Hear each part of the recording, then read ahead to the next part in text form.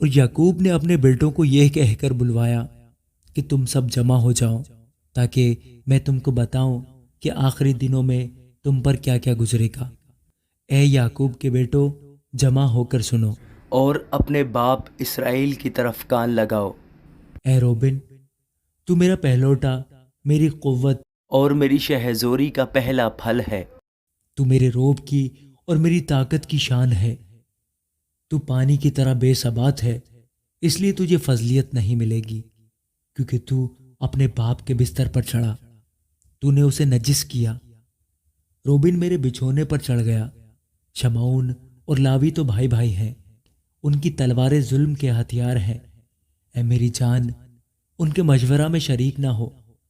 اے میری بزرگی، ان کی مجلس میں شامل نہ ہو، کیونکہ انہوں نے اپنے غضب میں ایک مرد کو قتل کیا اور اپنی خودرائی سے بیلوں کی کونچیں کاٹی۔ لعنت ان کے غضب پر، کیونکہ وہ تند تھا، اور ان کے قہر پر، کیونکہ وہ سخت تھا۔ میں انہیں یعقوب میں الگ الگ اور اسرائیل میں پراگندہ کر دوں گا۔ اے یہودا، تیرے بھائی تیری مدح کریں گے۔ تیرا ہاتھ تیرے دشمنوں کی گردن پر ہوگا، تیرے باپ کی اولاد تیرے آگے سرنگوں ہوگی۔ یہودا شیر ببر کا بچہ ہے۔ اے میرے بیٹے، تو شکار مار کر چل دیا ہے۔ وہ شیر ببر بلکہ شیرنی کی طرح دبک کر بیٹھ گیا، کون اسے چھیڑے؟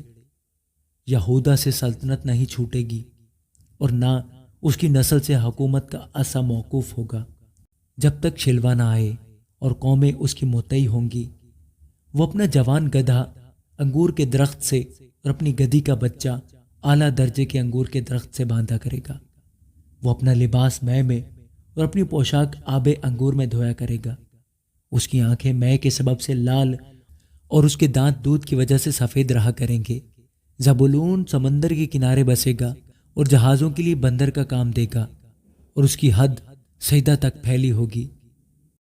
اشکار مضبوط گدھا ہے جو 2 بھیڑ سالوں کے درمیان بیٹھا ہے۔ اس نے ایک اچھی آرام گاہ اور خوشنما زمین کو دیکھ کر اپنا کندھا بوجھ اٹھانے کو جھکایا اور بیگار میں غلام کی طرح کام کرنے لگا۔ دان اسرائیل کے قبیلوں میں سے ایک کی مانند اپنے لوگوں کا انصاف کرے گا۔ دان راستے کا سانپ ہے، وہ راہ گزر کا افی ہے جو گھوڑے کے عقب کو ایسا ڈستا ہے کہ اس کا سوار پچھاڑ کھا کر گر پڑتا ہے۔ اے خداوند، میں تیری نجات کی راہ دیکھتا آیا ہوں۔ جد پر ایک فوج حملہ کرے گی، پر وہ اس کے دنبالہ پر چھاپا مارے گا۔ عاشر نفیس اناج پیدا کیا کرے گا اور بادشاہوں کے لائق لذیذ اشیاء مہیا کرے گا۔ نفتالی ایسا ہے جیسے چھوٹی ہوئی ہرنی، وہ میٹھی میٹھی باتیں کرتا ہے۔ یوسف ایک پھلدار پودا ہے، ایسا پھلدار پودا جو پانی کے چشمہ کے پاس لگا ہوا ہو اور اس کی شاخیں دیوار پر پھیل گئی ہوں۔ تیر اندازوں نے اسے بہت چھیڑا اور مارا اور ستایا ہے، لیکن اس کی کمان مضبوط رہی، اور اس کے ہاتھوں اور بازوؤں نے یعقوب کے قادر کے ہاتھ سے قوت پائی۔ وہیں سے وہ چوپان اٹھا ہے جو اسرائیل کی چٹان ہے۔ یہ تیرے باپ کے خدا کا کام ہے جو تیری مدد کرے گا، اسی قادر مطلق کا کام جو اوپر سے آسمان کی برکتیں اور نیچے سے گہرے سمندر کی برکتیں اور چھاتیوں اور رحموں کی برکتیں عطا کرے گا۔ تیرے باپ کی برکتیں میرے باپ کی برکتوں سے کہیں زیادہ ہیں اور قدیم پہاڑوں کی انتہا تک پہنچی ہیں۔ وہ یوسف کے سر بلکہ اس کے سر کی چاندی پر جو اپنے بھائیوں سے جدا ہوا نازل ہوں گی۔ بنیامین پھاڑنے والا بھیڑیا ہے، وہ صبح کو شکار کھائے گا اور شام کو لوٹ کا مال بانٹے گا۔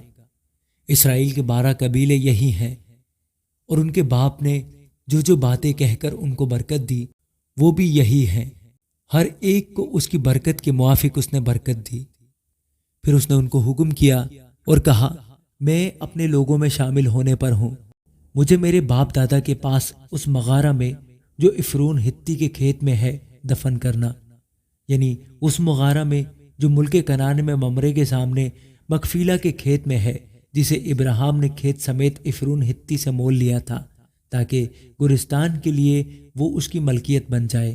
وہاں انہوں نے ابراہیم کو اور اس کی بیوی سارہ کو دفن کیا۔